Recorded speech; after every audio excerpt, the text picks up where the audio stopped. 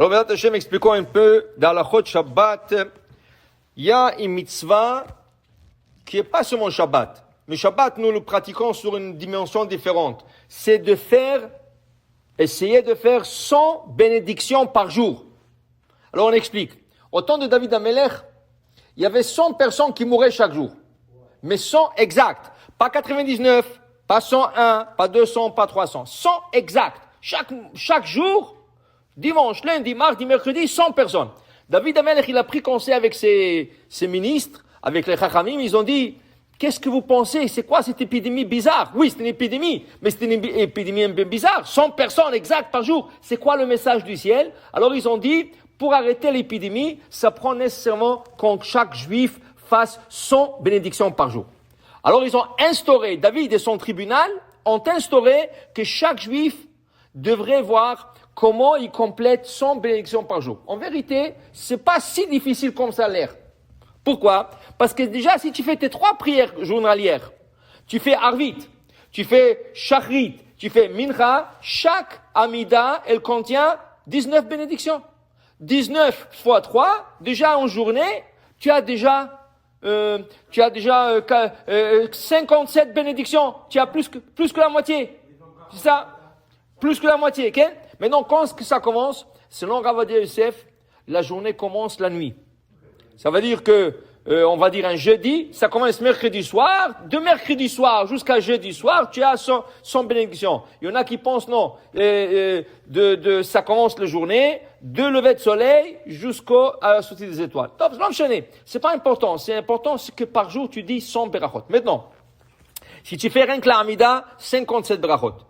Comptant le 20 brachot du matin, Shachar, on parle déjà de 17.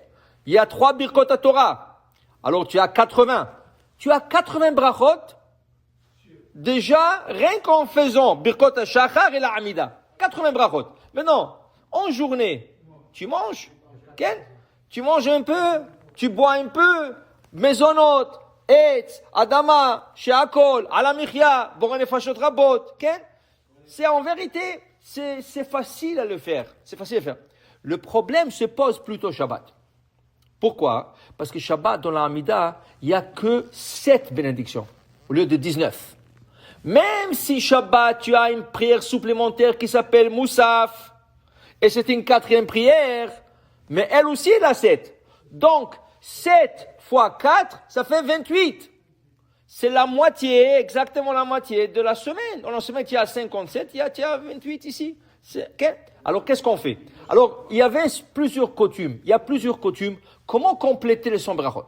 Première coutume, le Marocain, et tous ceux qui viennent de le Maghreb, ils ont la coutume de, après le Kiddush, le vendredi soir, et le samedi midi, après le Kiddush, juste avant de se laver les mains et faire le motzi, il faut un petit apéritif.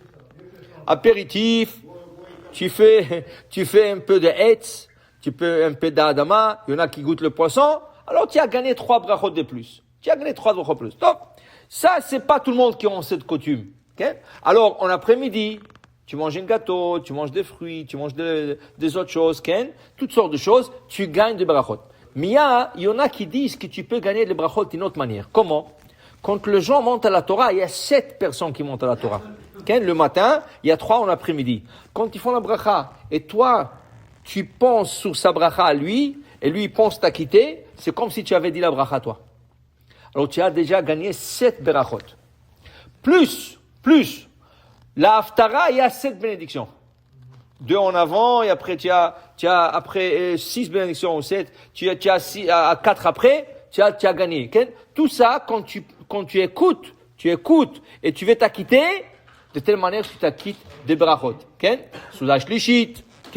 Alors, tout ça, il faut essayer. Shabbat, c'est un peu plus difficile de le faire, mais c'est pas impossible. Rien qu'il faut faire attention. Je vais vous raconter une petite histoire que j'ai écoutée.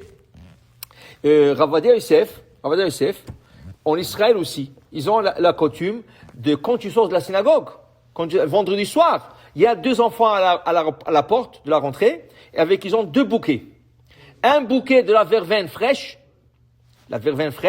et ils ont un bouquet de feuilles de myrte, de branches de myrte. Hadassim. Hadassim et limonite. Ils appellent ça. Okay? C'est un odeur extraordinaire. Alors tu passes, tu fais Baruch Ata Hashem, Cholam, Boré Isbe Besamim. Tu peux faire la na'ana, tu peux faire beaucoup de bonnes choses. Il y a beaucoup. Okay? Alors, Ravadia Yosef, il avait la coutume que chaque vendredi soir, il y avait quelqu'un qui lui emmenait une bouquet de verveine fraîche, verveine fraîche. Un bouquet, tout un bouquet. Et il sentait pendant le Shabbat, il gagnait des berachot. Okay? Cette personne a déménagé. Il n'habitait plus à côté de lui. Quand la rabbinite Margalit, sa femme est décédée, elle est venue dans le rêve de ce monsieur. Il a dit, tu as oublié mon mari? Lui, alors tout de suite il a compris, parce que pendant un certain temps, comme il a déménagé, il n'avait plus la chance d'aller lui apporter le bouquet. Il a compris le message. Tout de suite, il a repris sa coutume d'emmener veille du Shabbat au rabbin. Il lui a emmené, malgré il habitait un peu loin, il est parti, il lui a emmené un bouquet de verveine, pour qu'il puisse continuer à avoir. Regarde, la rabbinite Niftera, elle est venue dans son rêve à lui pour que le rabbin puisse faire le son brachot, pour te dire combien c'est important de faire de brachot pendant la semaine et aussi pendant le Shabbat. Amen ve amen.